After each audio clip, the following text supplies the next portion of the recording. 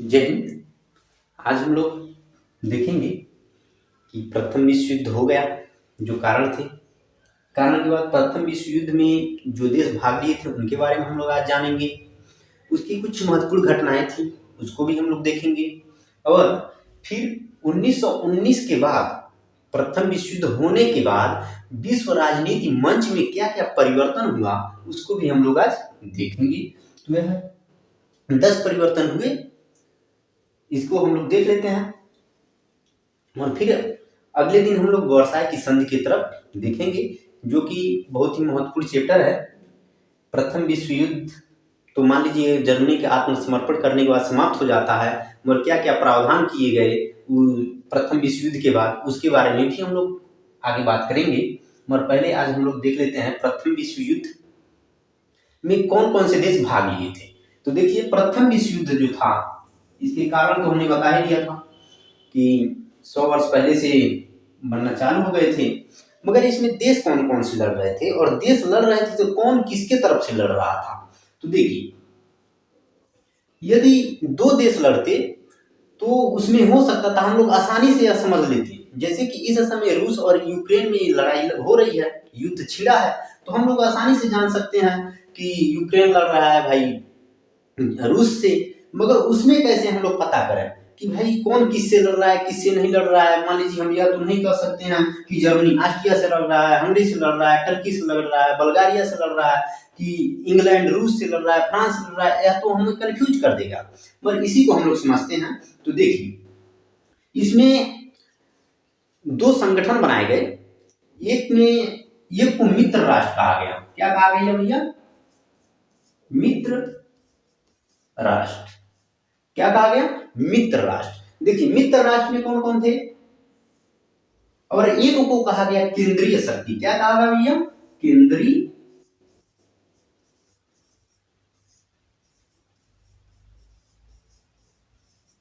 केंद्रीय शक्ति एक को कहा गया, और एक को मित्र राष्ट्र। ये पहला हो गया, ये दूसरा आ गया। देखिए, इसमें कौन कौन से देश थे, तो इसमें पहले तो हम लोग देख लेते हैं। सर्बिया था, सर्बिया हो गया। उसके बाद से रूस आ गया, रूस के कहने पे फ्रांस आ गया, फ्रांस से फ्रांस की तरफ जाने के लिए रास्ता चाहिए था, तो बेल्जियम आ गया। क्या आ गया भैया? बेल्जियम।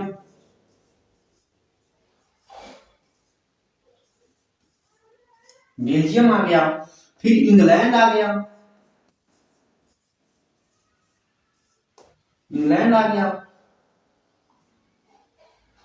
और फिर देखिए, इसमें लास्ट में आता है संयुक्त राज्य अमेरिका। मगर उससे पहले भी इसमें मान लीजिए पोलैंड आ गया, पोलैंड आ गया, स्पेन आ गया, और चीन भी उसी में आ जाता है। और फिर लास्ट में आता है अपना ये संयुक्त राज्य अमेरिका। कब आता है भैया? तो एकदम लास्ट में आता है, 18 में आता है। कब आता है? सॉरी, हाँ, लगभग 18 में ही आता है। युद्ध समाप्त होने से 1-2 महीने पहले आता है संयुक्त राज्य अमेरिका। कौन आता है भैया? तो अमेरिका। अमेरिका कब आता है? तो लास्ट में अमेरिका आता है। अब देख लेते हैं केंद्रीय शक्ति में कौन कौन से देश थे जो लड़ रहे थे। तो इसमें देख लेते हैं, जर्मनी, जर्मनी हो गया,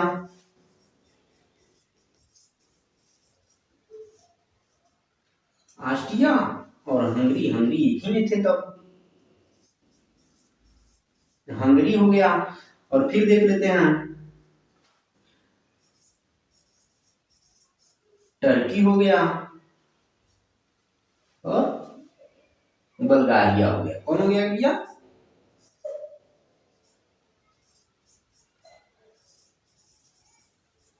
बल्गारिया हो गया। कौन हो गया? बल्गारिया। इधर कितने देश हो गए? तो इधर हो गए 1 2 3 4।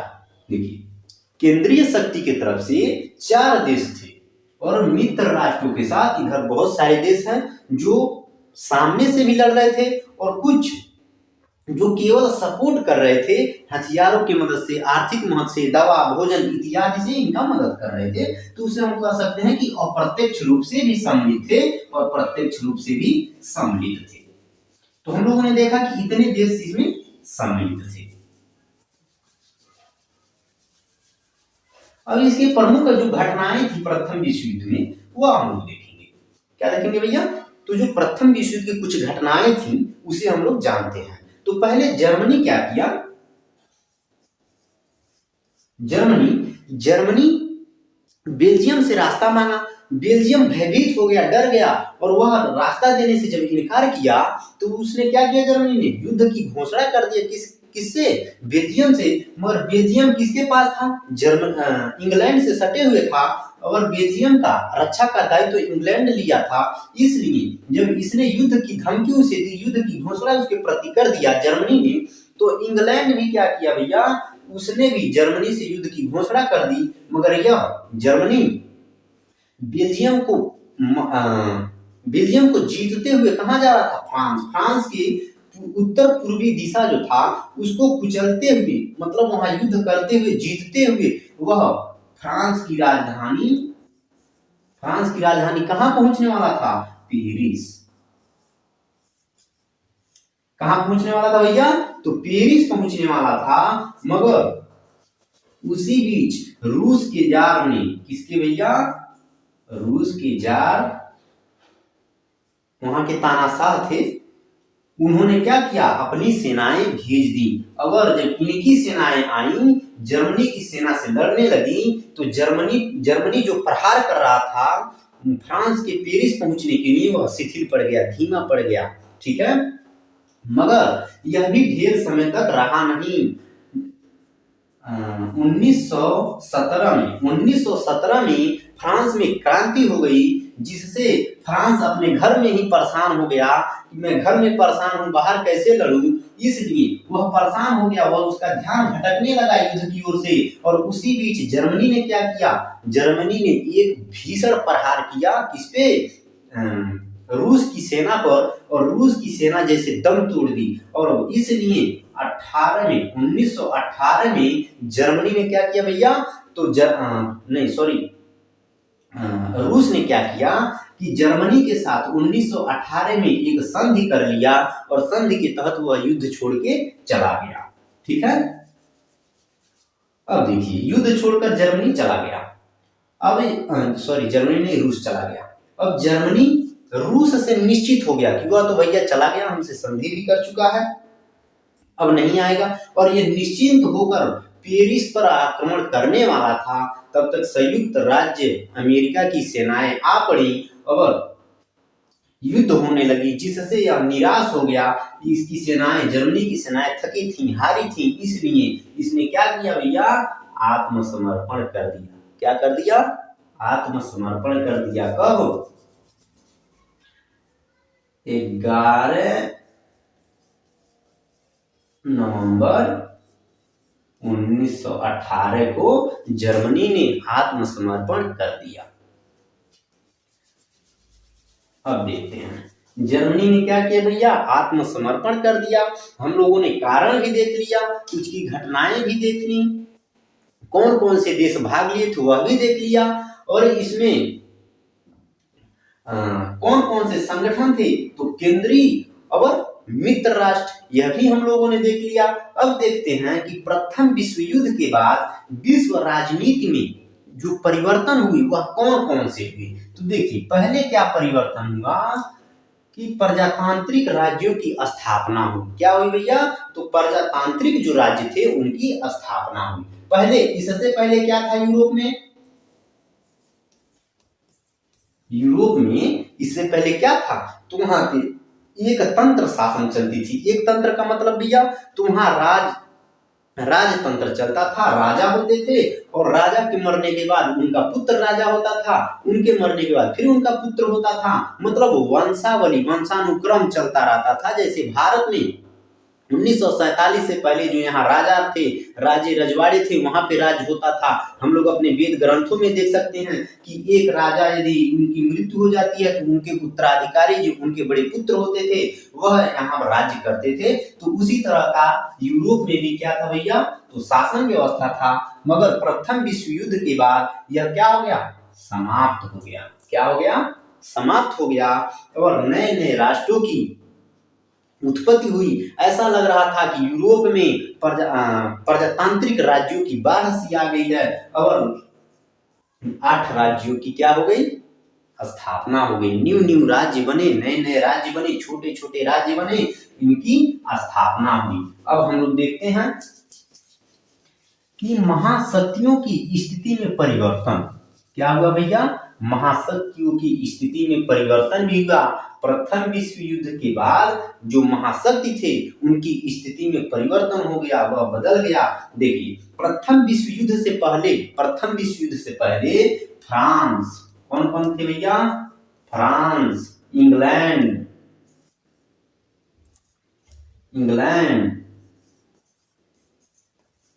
जर्मनी, इटली,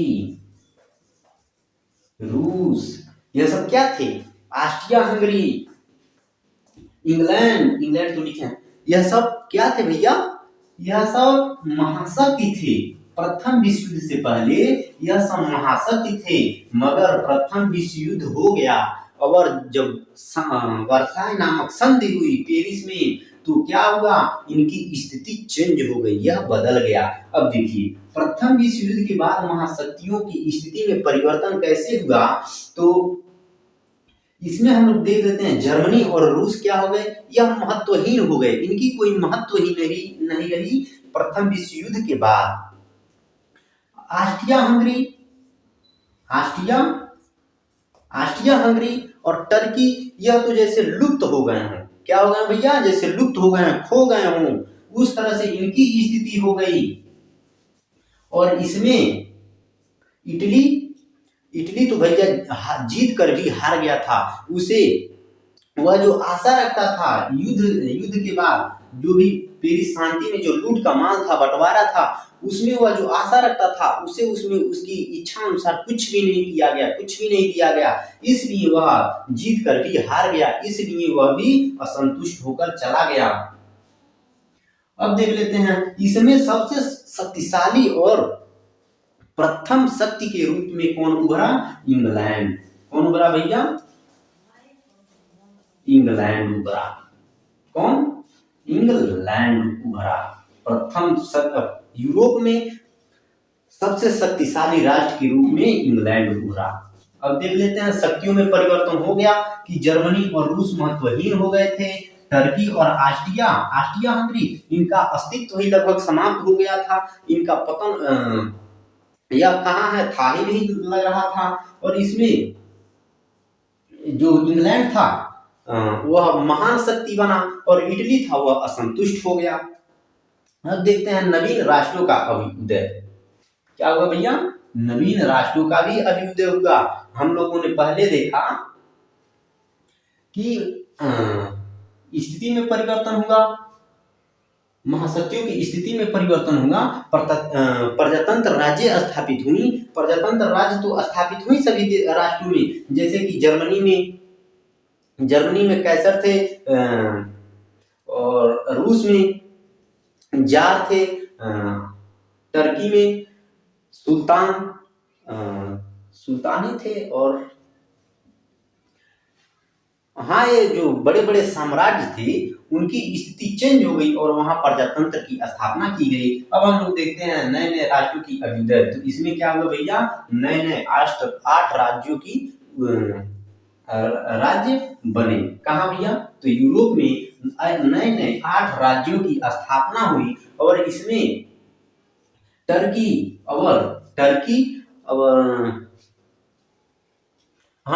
के जो साम्राज्य थे वह क्या किए गए, छीन लिए गए और उनमें से भी बहुत सारे छोटे छोटे राज्यों की स्थापना की गई। हम लोग इसमें देखेंगे कि 8 राज्यों की स्थापना की गई थी नए नए राष्ट्रों में।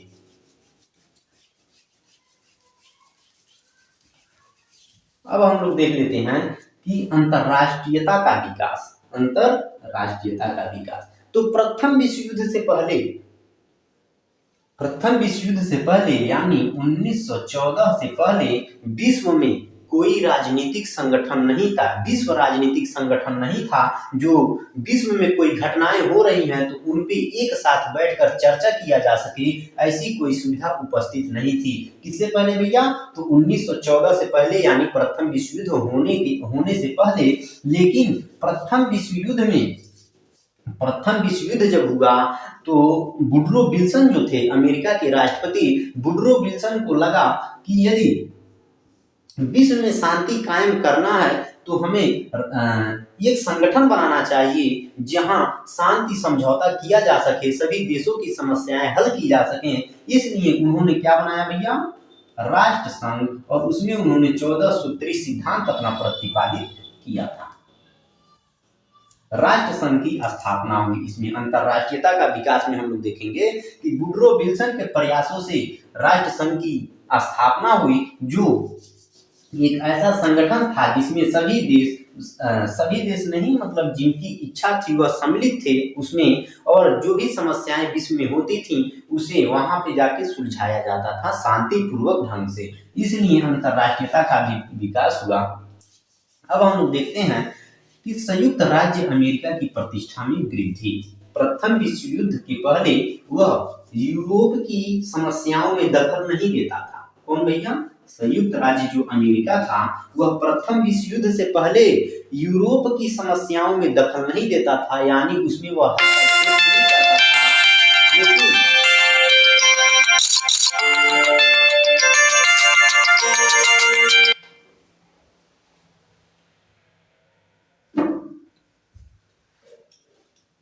हाँ, तो देख रहे हैं संयुक्त राज्य की अमेरिका की प्रतिष्ठा में वृद्धि। वह यूरोप की समस्याओं में दखल नहीं देता था, हस्तक्षेप नहीं करता था। मगर संयुक्त राज्य अमेरिका जब प्रथम विश्व युद्ध हो रहा था तो उसने 1918 में उसमें दखल दिया, यूरोप की समस्याओं में दखल दिया, और वहां यह क्या हो गया भैया? तो प्रबल साबित हुआ। क्या हुआ?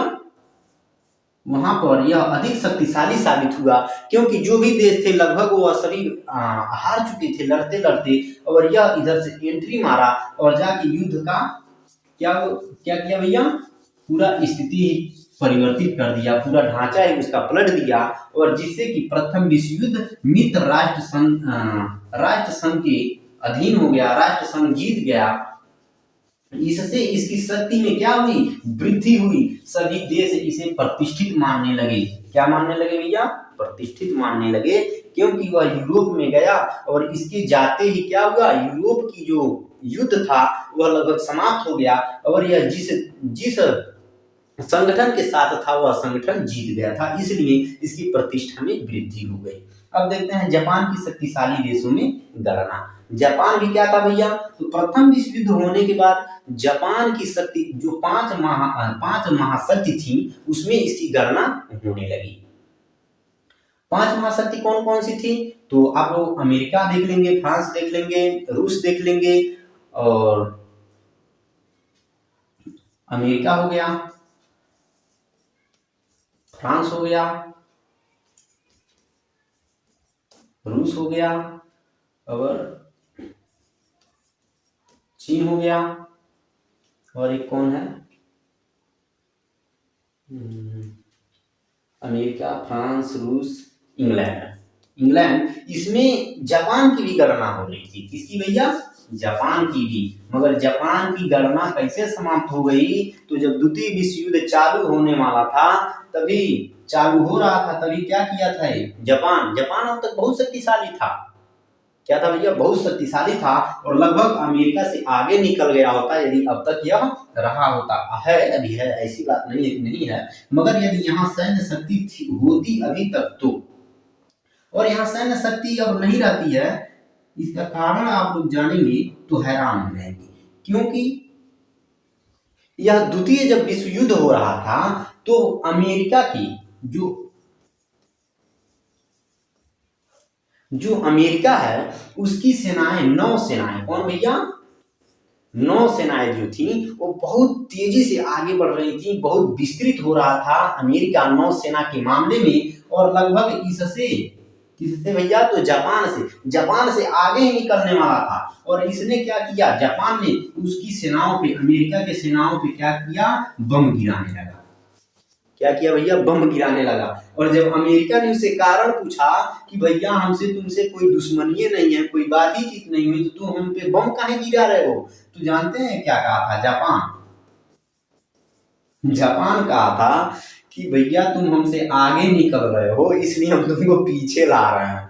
बताइए, कोई ठोस रीजन नहीं था, मगर इसने इसलिए उस पे बम गिराया था कि यदि अमेरिका आगे बढ़ जाएगा तो इसके लिए दिक्कत हो जाएगा, इसलिए यह उस पे बम गिरा दिया। उसकी पूरी सेना तबाह हो गई, नौसेना बहुत बम गिराया, और उसी नीचे हिरोशिमा और नागासाकी पे क्या हो गया भैया, परमाणु बम गिरा दिया अमेरिका ने इसी से। और परमाणु बम गिरते ही क्या हो गया, युद्ध समाप्त, युद्ध विराम की घोषणा कर दिया गया।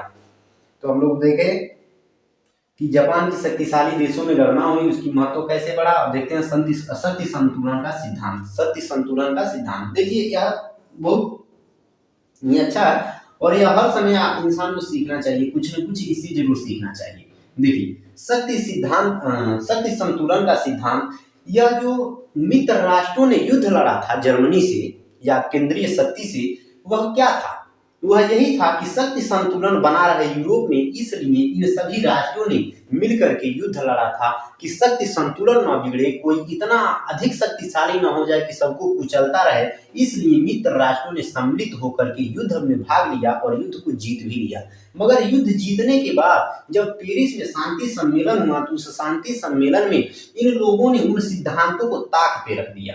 ताक देखते हैं ना, घर में बना होता है कुछ सामान वगैरह रखने के लिए,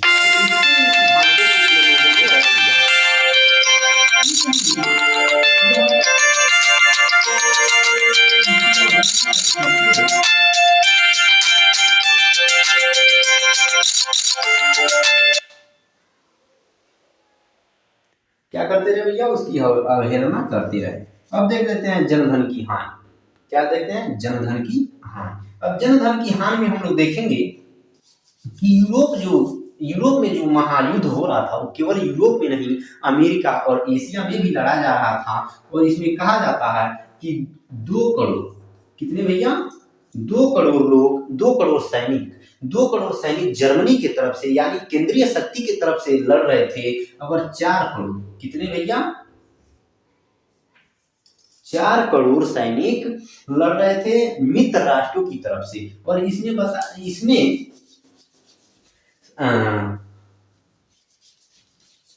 इसकी स्थिति का ठीक अनुमान लगता है आपको वर्साई की संधि में। कहाँ मिलता है भैया, वर्साई की संधि में ठीक अनुमान लगता है कि कितने लोग मारे गए थे, कितने घायल थे। तो हम लोग उसकी वर्साई की संधि में भी थोड़ा चर्चा कर लेंगे। मगर देखते हैं इसमें धन कितना लगा था। तो एक अरब, कितना भैया, 1 अरब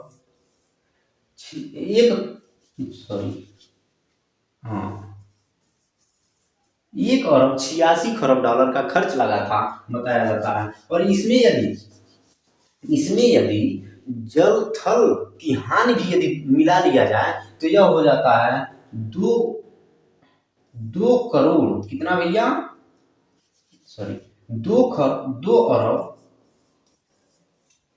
2 अरब 70 खरब,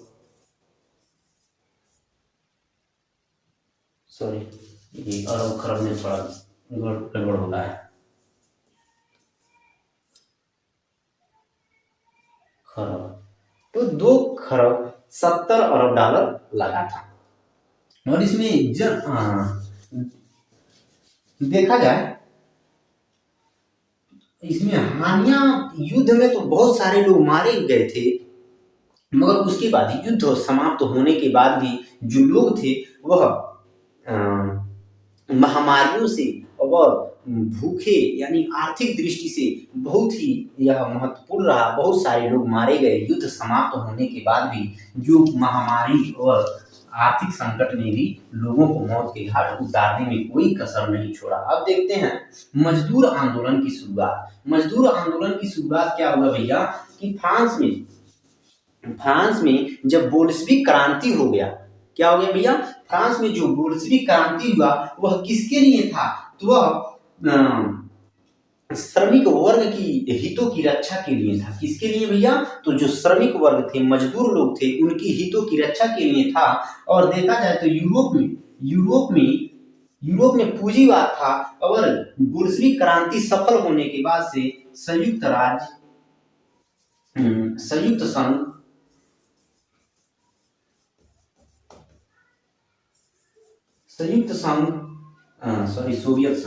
सोवियत संघ जो रूस है, सोवियत संघ रूस, उसमें साम्यवाद का विकास हुआ। पूरा यूरोप यदि पूंजीवाद का समर्थक था तो रूस साम्यवाद का समर्थक बन गया।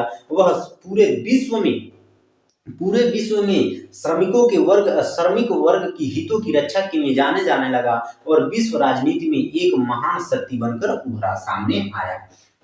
मगर कब, तो 1919 ईस्वी में। कब, 1919 ईस्वी में। अब देखते हैं भैया हम लोग वर्साई की संधि। क्या, वर्साई की संधि हम लोग आगे चैप्टर पढ़ेंगे, अगला चैप्टर यही है, वर्साई की संधि। तो देखते हैं वर्साई की संधि जो हुआ उसमें इटली को असंतुष्ट कर दिया गया। इटली को जो उसकी इच्छाएं थी उसे पूरा नहीं किया गया, इसलिए इटली असंतुष्ट होकर चला गया इसमें।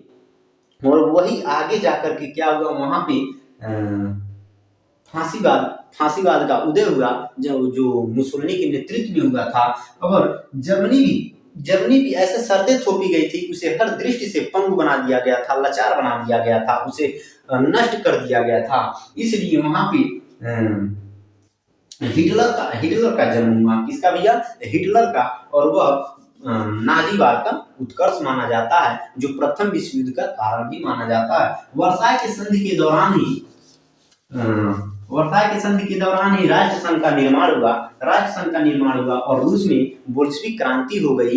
इस तरह से हम लोग का प्रथम विश्व युद्ध समाप्त हो गया। क्या हो गया भैया, प्रथम विश्व युद्ध समाप्त हो गया।